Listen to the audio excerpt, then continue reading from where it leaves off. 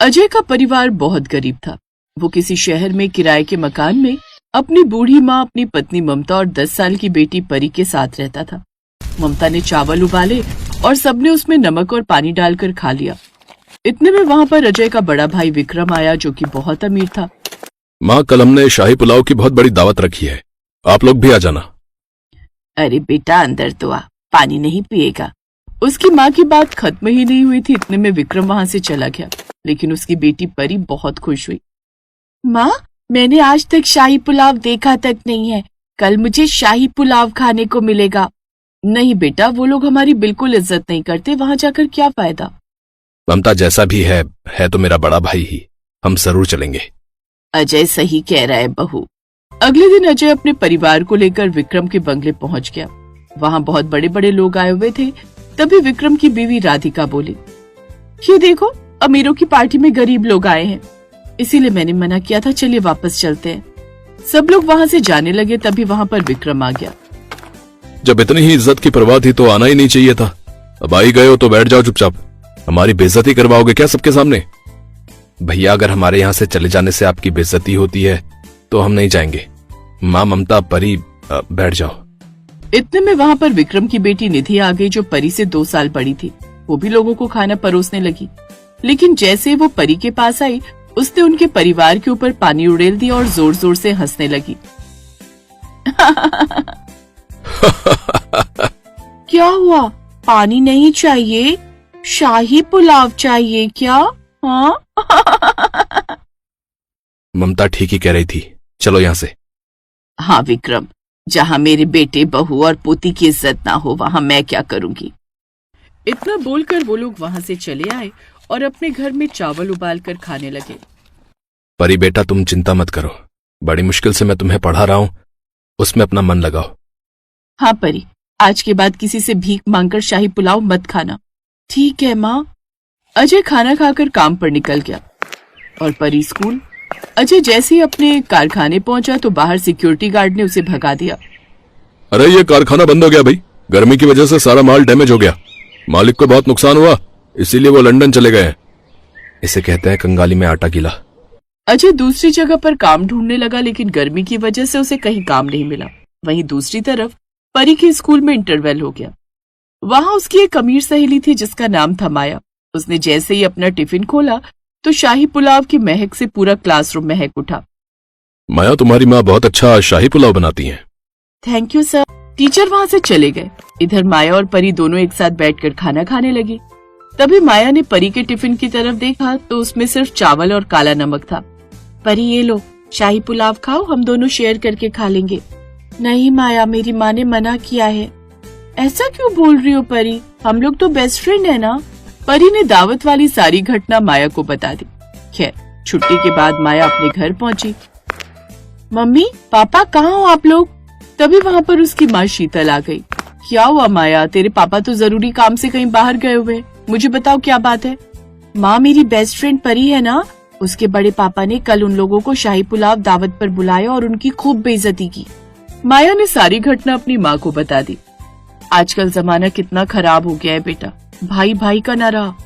खैर, धीरे धीरे रात हो गई। इधर अजय हताश होकर अपने घर पहुंचा। मुझे पता है आज भी आपको कहीं काम नहीं मिला। फिर से सब लोग चावल में पानी डालकर खाने लगे। अजय को अपने परिवार की यह हालत देखकर खुद पर रोना आ रहा था। खैर, अगले दिन स्कूल में प्रिंसिपल ने सभी बच्चों को बुलाया। बच्चों, 2 दिन बाद हमारे कॉलेज में फेयरवेल पार्टी होने वाली है, इसलिए मैं तुम सबको शाही पुलाव की दावत देने वाला हूँ। परी खुशी खुशी घर आ गई, क्योंकि उसे लगा फाइनली कम से कम उसे शाही पुलाव खाने को तो मिलेगा। लेकिन शायद ऊपर वाले को कुछ और ही मंजूर था। अगले दिन माया को स्कूल छोड़ने उसकी माँ आई। तभी प्रिंसिपल ने उन्हें रोक लिया। बहन जी, माया जैसे ही अपना टिफिन खोलती है वैसे ही शाही पुलाव की महक पूरे स्कूल में गूंज जाती है। कल हमारे स्कूल में एक फंक्शन है, क्या आप हमारे स्कूल के लिए शाही पुलाव बना देंगी? अरे क्यों नहीं प्रिंसिपल साहब, मुझे तो खुशी होगी। लेकिन छुट्टी के बाद जब माया अपने घर पहुंची तो देखा उसकी माँ बेड पर लेटी हुई थी। क्या हुआ माँ, आपकी आंखें तो बिल्कुल लाल हो गई हैं, मैं क्या करूं? रहने दो बेटा, मैं ठीक हो जाऊंगी, तू परेशान मत हो।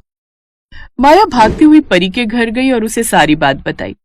बेटा, तुम्हारे घर में कोई नहीं है, चलो हम लोग चलते हैं। ममता परी और माया के साथ माया के बंगले पहुंच गई। वहां पर उन्होंने डॉक्टर को बुलाया। ममता ने अपने हाथों से उन्हें दवाई खिलाई। परी ने उनके घर का सारा काम कर दिया और खूब सेवा सत्कार किया। अब आप ठीक हैं? आप लोग आ गए तो मैं ठीक हो ही जाऊंगी। मुझे समझ नहीं आता कि आप लोगों का शुक्रिया कैसे अदा करूं। माया भी मेरी बेटी जैसी है, उस हिसाब से आप मेरी बहन हुई। बहन को शुक्रिया अदा नहीं किया जाता। लेकिन माँ, कल तो आपको हमारे स्कूल में शाही पुलाव बनाने जाना था। माया, तुम सही कह रही हो। ममता जी, क्या आप शाही पुलाव बना दोगी स्कूल में कल? पर शाही पुलाव मुझे तो बनाना ही नहीं आता। मैं आपको पूरी रेसिपी समझा दूंगी, आप फिक्र मत कीजिए। माया की माँ ने परी की माँ को शाही पुलाव बनाने की पूरी रेसिपी समझा दी। अगले दिन, ठीक है मैं जाती हूँ। परी और माया, तुम दोनों नहीं चलोगी दावत खाने? नहीं माँ, मैं और माया यहाँ आंटी की देखभाल करेंगे। उनके पास कोई नहीं है। शाही पुलाव शीतल आंटी से बढ़कर थोड़ी ना है। हाँ, तुम दोनों यहीं रुको, मैं तुम लोगों के लिए शाही पुलाव लेकर आऊंगी। ममता ने जाकर स्कूल में शाही पुलाव बनाया। उसने इतना स्वादिष्ट शाही पुलाव बनाया कि स्कूल के प्रिंसिपल से लेकर टीचर तक सारे लोग अपनी उंगलियां चाटते रह गए। शाही पुलाव का एक दाना तक नहीं बचा। ममता जी, आपने तो शीतल जी से भी ज्यादा स्वादिष्ट शाही पुलाव बना दिया। आपका बहुत बहुत धन्यवाद। खैर, ममता माया के घर पहुंची। माँ, आप शाही पुलाव लेकर नहीं आई? बेटा, स्कूल के सारे बच्चों को, सारे टीचर्स को शाही पुलाव इतना पसंद आया कि छोटा सा दाना भी नहीं बचाया उन लोगों ने। हाँ बहन जी, प्रिंसिपल साहब का फोन आया था, वो आपकी बहुत तारीफ कर रहे थे। खैर, अब शीतल की हालत में थोड़ा सुधार था, इसलिए ममता और परी वापस अपने घर आ गए और चावल में पानी डालकर खाने लगे। अगली सुबह जब परी स्कूल जाने के लिए बाहर निकली, तभी अचानक एक आदमी उनके घर आ टपका। तुम लोगों के पास अपनी बेटी को पढ़ाने के लिए पैसे हैं, लेकिन घर का किराया देने के लिए नहीं है। जल्द से जल्द किराया दे दो, वरना घर खाली कर दो। तभी वहां पर एक लंबी सी गाड़ी रुकी, जिससे एक लंबा चौड़ा आदमी बाहर निकला। परी उसे पहचान गई। अरे अंकल, आप? माँ पापा, ये तो माया के पापा हैं। ये लो पकड़ो चेक। जितना भी इस घर का किराया बाकी हो भर लेना। सिग्नेचर मैंने कर दिए हैं। चलो निकलो यहाँ से। अरे भाई साहब, आपने उसे पैसे क्यों दिए?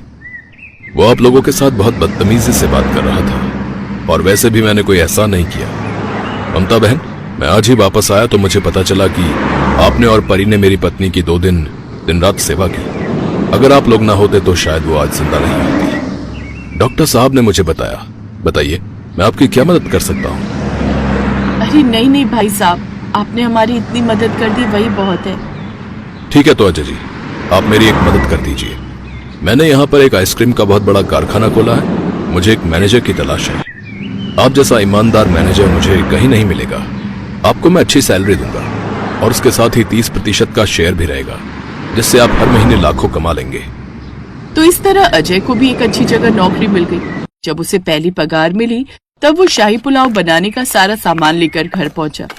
ममता को शाही पुलाव बनाना आ ही गया था, इसलिए उसने अपने हाथों से स्वादिष्ट शाही पुलाव बनाया।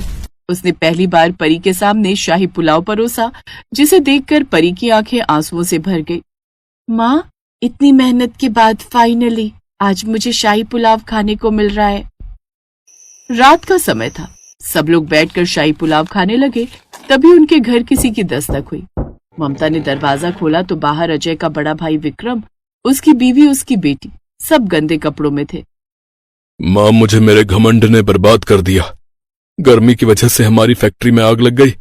सब कुछ तहस नहस हो गया। 2 दिन से मेरे परिवार ने कुछ नहीं खाया। दीदी बैठो, मैं आपको पूरी इज्जत के साथ शाही पुलाव खिलाऊंगी। मैं आपकी जैसी नहीं हूँ कि किसी की बेइज्जती करूं। मुझे माफ कर दो परी, मुझे खुद पर कुछ ज्यादा ही घमंड हो गया था। परी ने सबको अपने हाथों से शाही पुलाव परोसा। सबने एक साथ बैठकर खाना खाया। उसके बाद, अब मैं तो शाही पुलाव बनाना सीख गई हूँ राधिका दीदी, तो क्यों ना हम दोनों मिलकर एक रेस्टोरेंट खोल लें? अरे हाँ ममता, और तुम्हारे हाथ का शाही पुलाव खाकर तो पूरा स्कूल झूम उठा था। पहले दिन से ही ग्राहकों की लाइन लग जाएगी। कुछ ही दिनों बाद राधिका और ममता ने मिलकर एक रेस्टोरेंट खोल लिया और खुशी खुशी अपनी जिंदगी बिताने लगी।